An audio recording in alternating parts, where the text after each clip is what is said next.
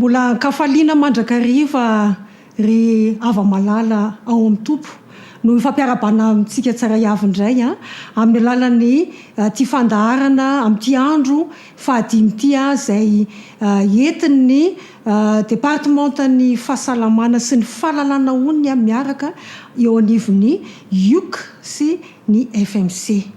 Andro fahadimy sika amin'ity androandroany ity izay tondrana ny taridalana amintsika amin'izao toe-javatra izay misafotofoto amin'izao andro farany izay efa iainantsika izao indrindrindra fa mahakasika ny fahasalamana. Mialohan'ny anomboantsika sy anoizantsika izao famelabelarana izao dia mbola manasa hatrany antsika tsara iavy any tokantrano any nodrika alohantsika hivavaka isika. Andriamanitra rainay be fitiavana, mbola misaotra anao mandrakariva izay satria mbola afaka mampiasa ny vatana sy ny sainay ny molotray ny mombanay manontolo amin'ny alalan'izao fandarana izao indray.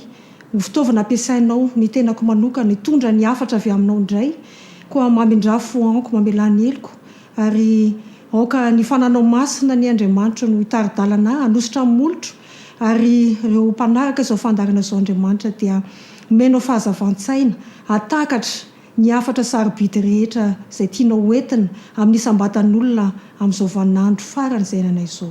Dia midiran-tsehatra anao Andriamanitra ny amin'izany rehetra izany fa mianaranao Jesosy tompo ny tononona mivavaka. Amen.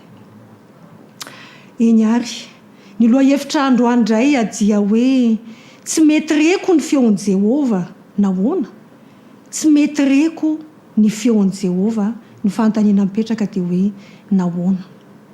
Raha toa ka mbola tsy heninao, tsy henoko ny feon'Andriamanitra mazava tsara dia ny tena tsara indrindra ho antsika tsara iavy, ho anao no ho an-tenako ny tsy mandray fanapahan-kevitra aloha fa aoka hiandry an Jehova, miandrasa an Jehova. Andeha nge ho jerentsika toko sy andininy fohy makasika ny tranga izay niseho teo amin'ny Saoly mpanjaka makasika an'izany tsy niandrasany tsy nainoa ny feon'Andriamanitra, tsy niandrasany taridalana izay nomena azy zany. Andeha ho jerentsika ny eo amin'ny Samuela voalohany toko 17:7-10 vakitsika ny teny amin'ny anaran'i Jesosy. Fa Saoly mbola tany Gilgala ihany ary ny vahoaka rehetra nanaraka azy nefa torakovitra be ihany ary niandra fotoana izy araka ny fotoana nataon'i Samuela fa Samuela tsy mbola tonga tany Gilgala ary ny olona niely nandalo any Saoly. Ary hoy Saoly, eto ty amiko ny fanatitra dorana sy ny fanatim-pihavanana, ka dia nanatitra ny fanatitra dorana izy.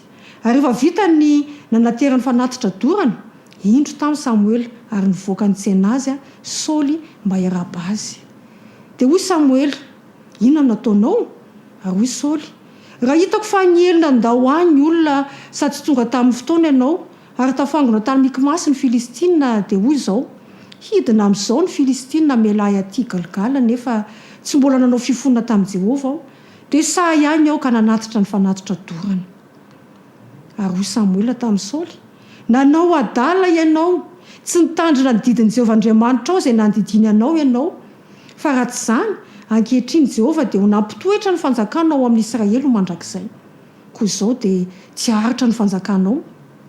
Jehova efa nitady lehilahy ho azy araka ny fony ary izay ny voatendrin'i Jehova ho mpanapaka ny olona satria tsy nitandrina izay nandidiny Jehova anao ianao.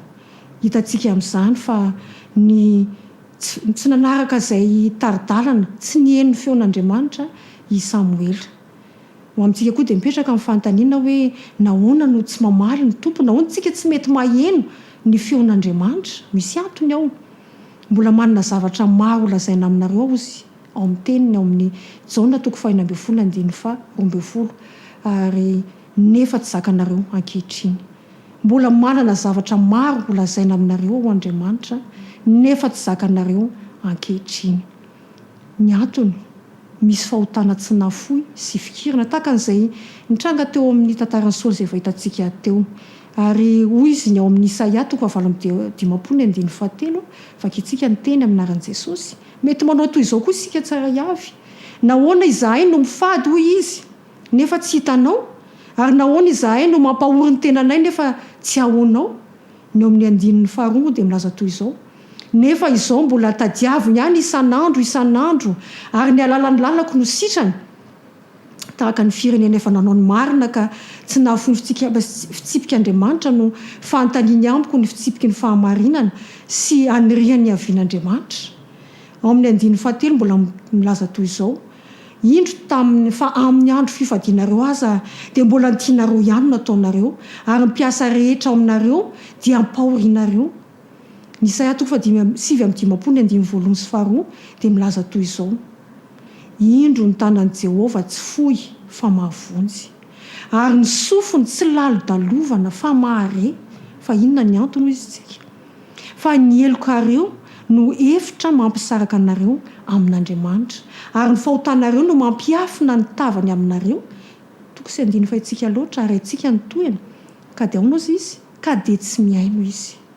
Tsy miaino Andriamanitra satria mbola misy fahotana fikiritsika ao akamamitsika ao. Dia nefa tsika dia mametraka fanontaniana hoe izay ny Andriamanitra mbola manao zao sy manao fanompony. Ao kary andiny teny tsika. Hoy izy ao amin'ny Salamo 7:30 ny 2:13 ka hatramin'ny 4:20 manao toy izao mianaran'i Jesosy: dinio ao Andriamanitra ary fantaro ny foko, izaho toetra ao ary fantaro ny eritreritro, ary izaho na misy lalana mampahory ato anatiko dia tario amin'ny lalana mandrakizay ao. Mila mandiny teny tsika, mila mandiny tena izao sanao ry hava-malala. Izany ny antony tsy hamalin'Andriamanitra ny vavakintsika. Mihevitra tsika hoe mivavaka, manao asa fanompona, manao zao. Misy antony ao araka ny hitantsika teo. Ny antony dia reto: misy fahotana ivelany avy ety ivelany araka ny voalaza ao Matthieu 5:9-12 amin'ny Exodus 20:13 manao toy izao hoe: efa renareo fa voalaza tamin'ny taolo hoe aza mamono olona. Misy fahotana avy ety ivelana izay fikiritsika akamamitsika. Misy fahotana koa izay ao am-po ao izay milaza toy izao ny ao amin'ny Matthieu 5:12. Fa izao kosa milaza aminareo hoe izay rehetra tezitra amin'ny rahalahiny dia miendrika ho elona amin'ny fitsarana, ary nazovina anao amin'ny rahalahiny hoe olom-paona ianao dia miendrika ho elona amin'ny sinedrona, ary nazovina anao hoe foka ialahy dia miendrika ho amin'ny helo mirehitra afo. Ankehitriny dia miantso anao Andriamanitra ekeo ialao ny fahotana araka ny voasoratra amin'ny Obolona 20:13 hoe izay manafina ny fahotany tsy ambinina zavatosa, fa izay mitsotra ka mahafoy azy no ahazo famindrapo. Aoka tsika angataka ny fibebahana marina. Ny asan'ny apôstôly 5:13 dia milaza toy izao hoe izy nasandratry ny tanana ankavan'Andriamanitra ho tompo sy mpamonjy hanome fibebahana sy famelan-keloka ho an'ny Israely. Teny fikasana azo omenantsika ary amin'ny eto am-pamaranana. Fa raha izany dia hiposaka tahaka ny fahazavany maraina ny fahazavanao ary ho tonga faingana ny fahasitrananao, ny fahamarinanao ho loha lalanao ary ny voninahitry Jehovah ho vody lalanao, ary amin'izany dia hiantso ianao ary Jehovah hamaly. Eny, hanandratra ny feonao ianao ary izy hanao hoe ity ao. Ao amin'ny Isaia 9:12 sy hatramin'ny 12 koa dia omenantsika ty teny fikasana ty ampahirezana antsika tsara avy. Ary Jehovah hitaradalana anao mandrakariva sady havoky ny fanahinao ao amin'ny tany karakaina sy hampatanjaka ny taolonao, dia ho tahaka ny saha voton-drano ianao sy ho tahaka ny loharano boiboka izay tsy mety ritra. Ary izay taranakao no hanangana ny efa rava ela ary naorina hatry ny fony fahagola no amboarinao, ary ianao dia atao hoe mpamboatra ny rava, mpamelon-dalana ho nenana amin'ny tany. Ho tanteraka amintsika ane izany teny fikasana izany ka amin'ny izao famaranana izy ity fandarana ity indray dia maniry sy mitondra-mbavaka anao mba tena afoy ireo fahotana izay akamamitsika isika fa hitoky ankatoa hieno ary aheno ilay feon'ilay tiantsika hivavakisika eto am-pamaranana. Tompo Andriamanitra, mbola misaotra anao zahay fa mbola afaka nieno izany hafatra sarobity izany. Mbola velom-pananarana izay ankehitriny na dia manota manao tsy mety, mbola mifikitra amin'ireo fahotana izay ankamaminay na nita ety ivelany na ny miafina ao am-po.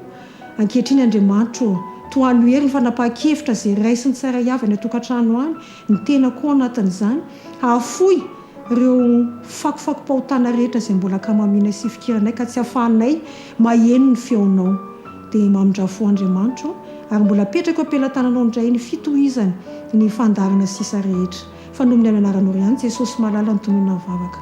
Amen. Dia mirary soantsika rehetra indray ho amin'ny fandaharana manaraka indray ny tompony hitahintsika tsara avy. Amen.